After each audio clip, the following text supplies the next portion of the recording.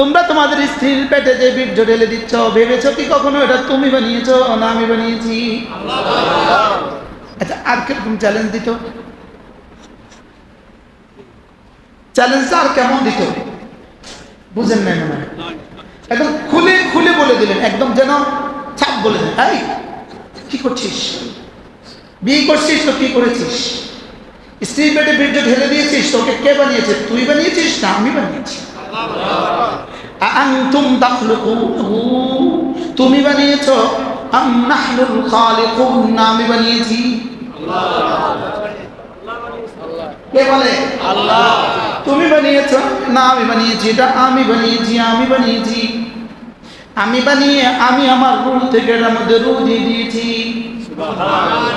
এবার 6 বছর বয়সে ওটা রূহের মধ্যে রূহ ফুঁকে দেওয়ার জন্য তাহসিনের মাদ্রাসা বাড়ায় দাও। সুবহানাল্লাহ বলেন। হ্যাঁ, মাথা দিলে কি হবে? রূহের রূহ পয়দা হবে। এবার মাথা দিলে কি হবে? রূহের রূহ পয়দা হবে। রূহ ছাড়া যেমন ব্যক্তি অচল, রূহ ছাড়া যেমন বান্দা অচল, রূহের রূহ ছাড়াও বান্দা অচল। রূহ ছাড়া যেমন পচা, রূহের রূহ ছাড়াও পচা। এই জন্য কোরআন ছাড়া ওই মানুষগুলো পচা। কোরআন ছাড়া মানুষগুলো কি? আপনারা বলবেন আমরা যারা বিশুদ্ধ কোরআন পারি না, আমরাও বুঝি পচা। আমরা কিছু পচা আর কিছু ভালো হইতেছেন এখন এই মজলিসে আসার দ্বারা।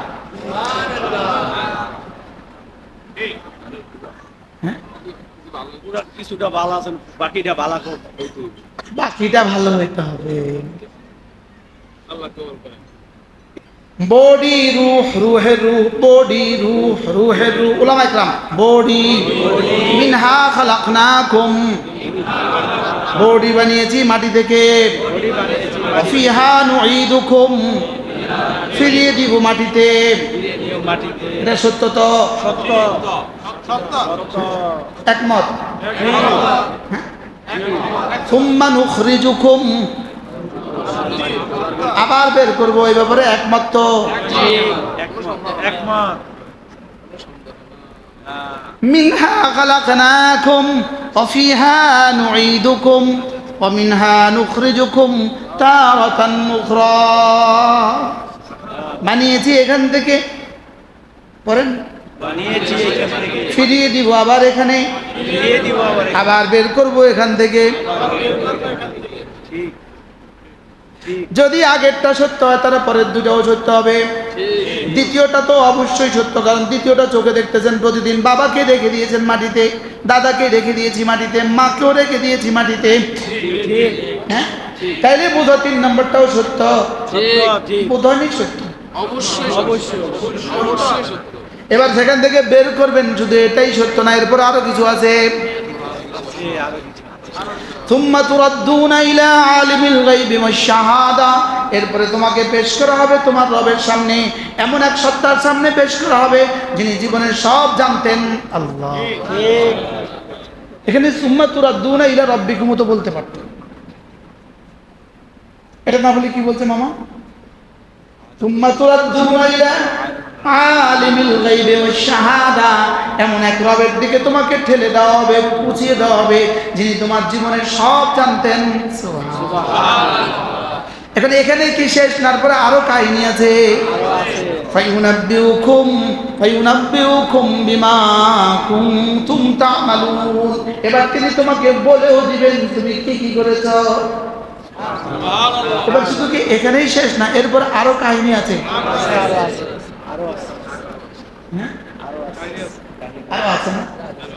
এরপরে কি করবেন? এরপরে যা যা দিবেন, যা যা যা যা অথবা সাজা, যা যা দিবেন অথবা সাজা, যা যা বা সাজা বলেন, আবার বলেন। যদি যা যা দেন যা যাটা কেমন হবে? যদি যা যা দেন যা যাটা কেমন হবে? যা যা হবে তোমার আর জীবনে কিছু লাগবে না, তোমার এরাদাই তোমার জীবনের সব।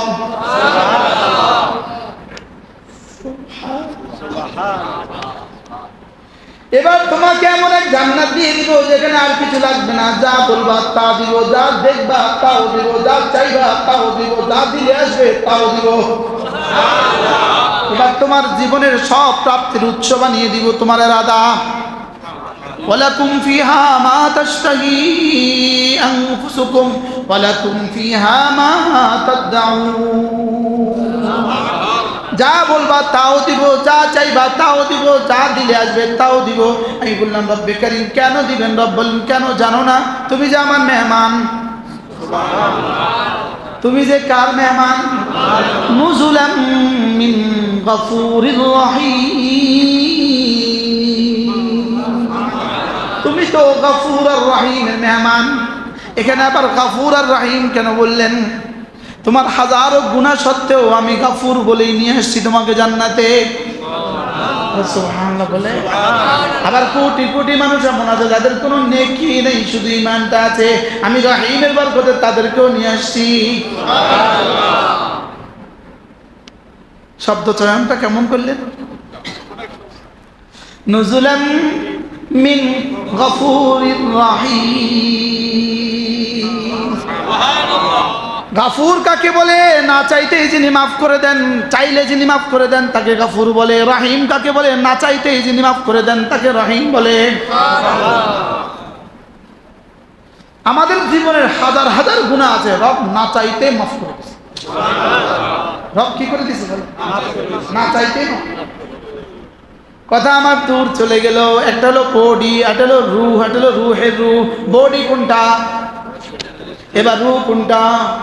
এবার রূহের রূহ কোনটা? এবার কোরআন হলো রূহের রূহ, নামাজ হলো রূহের রূহ, জিকির হলো রূহের রূহ, তিলাওয়াত হলো রূহের রূহ, সমস্ত ইবাদত হলো রূহের রূহ। সুবহানাল্লাহ। রূহের রূহ কোনটা?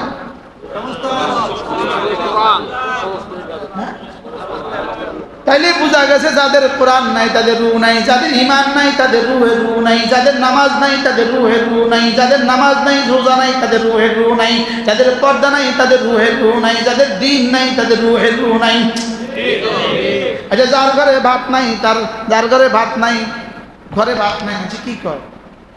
বেটা ঘরে ভাত নাই কর না, ঘরে কি নাই বলেন? আচ্ছা ঘরে ভাত নাই এই শব্দটা কত অপমানজনক।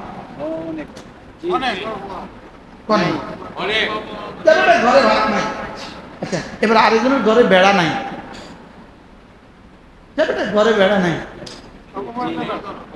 সম্মানজনক না অপমানজনক? দুনিয়াতে নাই নাই নাই এই শব্দগুলো যতটা অপমানজনক, এবার হাসরের মাঝে যাবে নামাজ নাই, অবস্থা কি দাঁড়ায়? হ্যাঁ কত বড় অপমান। এরকম বেটা এদেশে আসেনি, এরকম বেটা এদেশে আসে তো না? এটা অনেক সম্মানী, কি বলে?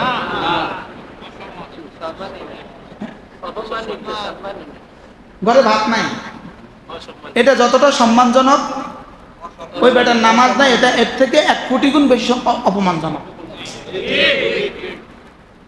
ঘরে বেড়া নাই বলেন না অপমানজনক? বলেন তার রোজা নাই, এটা হাসরের ময়দানে কতটা অপমানজনক। আচ্ছা এই বেটার কোরআন নাই, এটা কেমন হবে শব্দটা? হাসরের ময়দানে এই বেটার কোরআন নাই, কত অপমানজনক। মুআযাল্লাহ এই বেটার ঈমান নাই, বলেন না কেন? অনেক কি তাহলে বোঝা গেছে আমাদের জিন্দেগি বডি ঠিক করতে হবে। বডি কেউ না আসলে আপনি আসার দরকার ছিল আগে, কারণ আমি আর আপনি এক দেশি। এখানে আমার আর দেশি কেউ আছে? ইনি লক্ষ্মীপুর বাড়ি, আমার বাড়ি লক্ষ্মীপুর। আমার বাড়ি কোথায়? লক্ষ্মীপুর। আমার বাড়ি লক্ষ্মীপুর।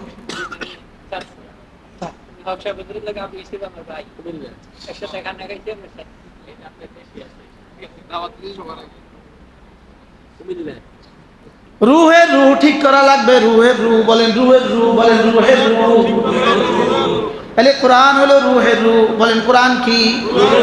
এই জন্য আল্লাহ নবী বলেন কোন মানুষ যদি ফজরের পরে আর মাগরিব পরে সূরা ইখলাস 3 বার, সূরা ফালাক 3 বার, সূরা নাস 3 বার পড়ে, ফজরের পরে পড়ে 3 বার 3 বার 3 বার, মাগরিবে পরে 3 বার 3 বার 3 বার, যোহরে একবার একবার একবার, আসরে একবার একবার একবার, মাগরিবে 3 বার 3 বার 3 বার, এশা একবার একবার একবার, ঘুমাবার সময় একবার রব্বুল আলামিন বলেন যাও বেশি না পড়তে পারলে এটা করিও যথেষ্ট।